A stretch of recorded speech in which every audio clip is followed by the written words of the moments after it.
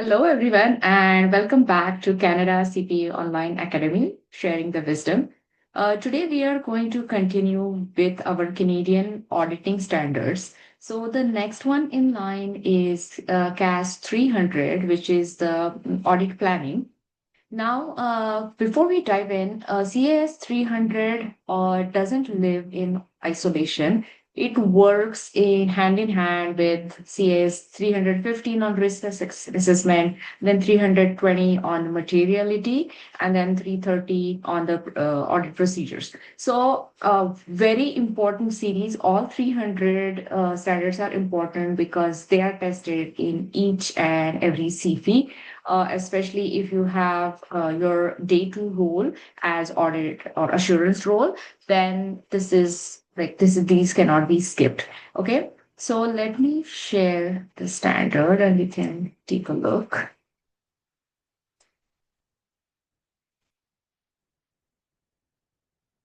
Okay. So here is CAS 300. And so basically, CAS 300 talks about the planning of the audit of financial statements. This is based on ISA 300 and goes in line with that. If we see the scope of this CAS, as always, it starts with the auditor's responsibility to plan the audit of the financial statements. So our end goal, always remember, auditor will be expressing an opinion based on the evidence, and to minimize the risk of wrong opinion, you need to plan the audit. What you're going to cover, what procedures, what is your strategy, and all that would come under this standard as an audit plan. Now, planning an audit involves, so it's like devising a strategy first for the engagement and developing a detailed audit plan. And that is what this standard talks about. Now, this will talk about a few other standards like checking the quality of the engagement, predecessor if it's a new engagement. So it will have links to the previous standards because everything as you know works hand in hand. Okay. Um so that's it. That's the base objective that you're making an audit plan. Now, what this talks about, this talks about helping the auditor to devote like appropriate attention. So what is appropriate attention in terms of like the important areas of the audit? So where do the major areas of risk lie? Now if this is a recurring audit, you already have like previous experience on which areas to focus and something like that, then those areas can be like checked in detail. So you will have more substantive procedures for that. Is it a first time audit? If it's a first time audit, the procedures would be different. Is it a recurring audit? What have you observed as a recurring audit in this engagement? So all of that would be part of the audit plan. Now, in addition to that, like the plan involves who will do that. So, depending on the complexity of the engagement, you will know your team, like whether it's like a junior level assistant or a senior partner is required to have. So as for that, you need to assign the duties of who would be handling what would be the exact duty, how it will be reviewed by the senior management, how it will be reviewed, what things would be reviewed by the partner, and so that they can respond to like the anticipated risk and proper assignment of the work. Okay, so this covers the effective date and all. Um, okay, then the preliminary engagement here are the procedures. Uh, Now it states that the engagement of the partner and other key members of the engagement team shall be involved. So that means the whole team is involved. It's just not that okay, the whoever the senior manager is just doing the plan, partner doesn't know about it, or junior staff doesn't know about it. It states that entire team has to be involved in the planning and execution, and then continuously checking up if anything has changed. Then if it is, as I said, like it refers back to the previous standards of, say, CAS 220 regarding the acceptance of the auditor must perform procedures to evaluate whether to continue with this client and this specific engagement. This is tied to your quality management policies. Has anything changed in terms of the ethical requirements or independence of the audit?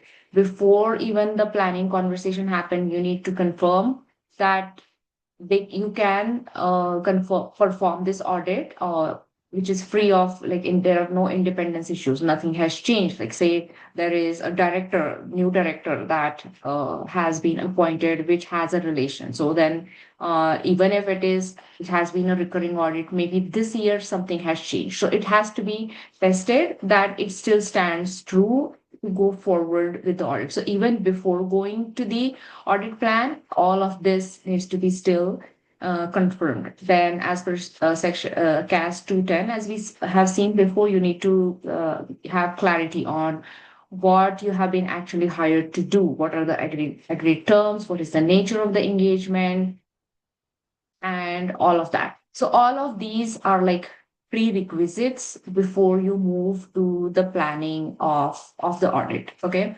Now, once that is done, we move to establishing the audit strategy. So the very first layer of that is audit strategy. So auditor shall establish an overall strategy that sets the scope, the timing, and the direction of the audit, because the audit has to be efficient. The team needs to be planned, or the team's time needs to be planned as per that. So, like, define the scope. Then what is required, which uh what is the purpose of that audit? Has something done as a preliminary audit? So, like, sometimes, for bigger corporates, some audit firms will do like a 6-month review. So was a 6-month review done? What was the outcome of that review? Where some significant risks were identified, or has the risk level changed since that then? So, like, has there been any change in, say, controller left, new software installed? So these considerations that you write in your AOs as risk, materiality, all that becomes a part of the plan, what you're thinking. So it's like an overarching standard for that considers everything. Then what is the overall general approach that it is going to be? Is this a complex engagement with a lot of moving parts? Do you need an expert to be involved in this? And all that needs to be considered in this. So after that, like, after assessing all of this, you start planning, like developing an audit plan, which will cover the nature, timing, and extent, the audit procedures at the assertion level, uh, what what is required, what is your, as we discussed, what is your approach, what will be the procedures, the materiality threshold for that, and then considering all these three, what would be the time required to accomplish all of this, to express an audit opinion on that.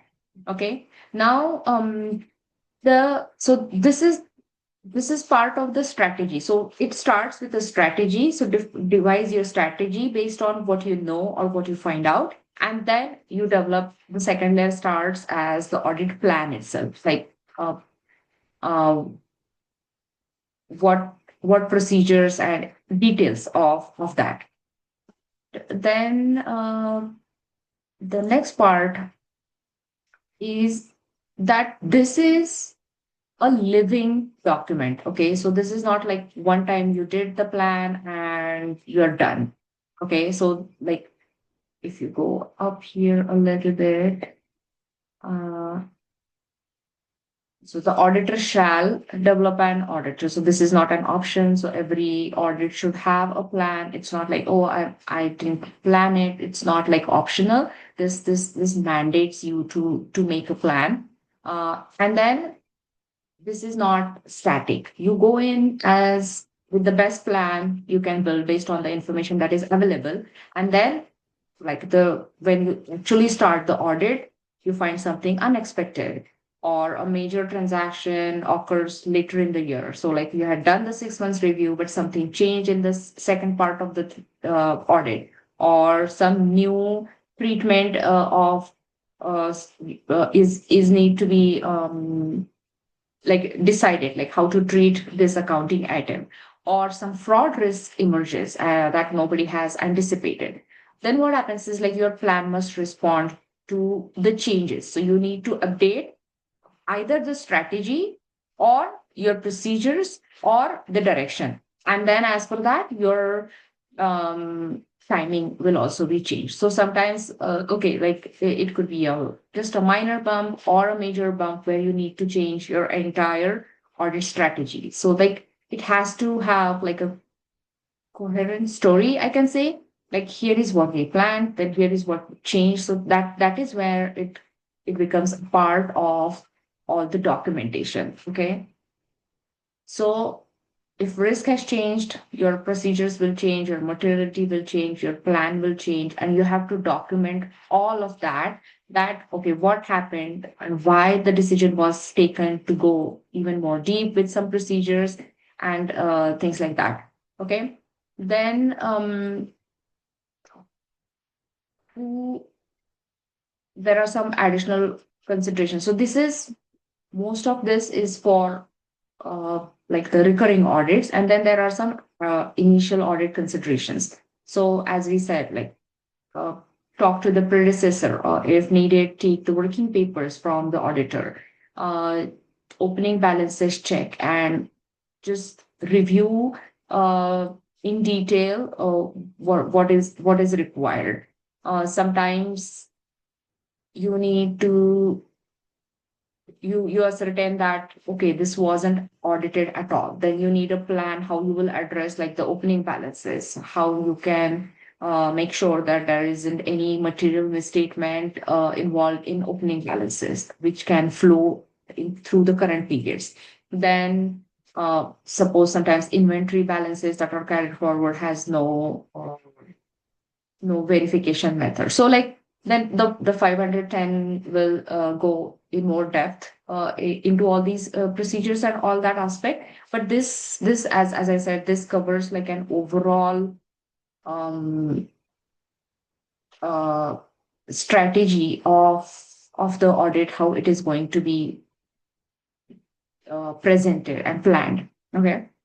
Now so there is some additionally explanatory material if you want to go through like which it gives like even in-depth explanation of some of the matters. So like say what are the exact consideration for initial engagement and things like that. They will go into explanatory material. So on the face of it, this is a simple, I would say, audit standard, but very important from exam perspective, because as I mentioned, every single day two will have like you have to write an audit plan, or sometimes even day three cases, some cases will ask you to write an audit plan. It will be a shorter version, but still sometimes has that um, it has that coverage. So very important uh, standard. We will do a deeper dive into the upcoming standards of CAS 315, 330, and in all other risk materiality in next standards. But thank you for watching. And if this was helpful, please give us a like and subscribe to the channel and spread the word. Okay, thank you. We'll see you again in the next standard.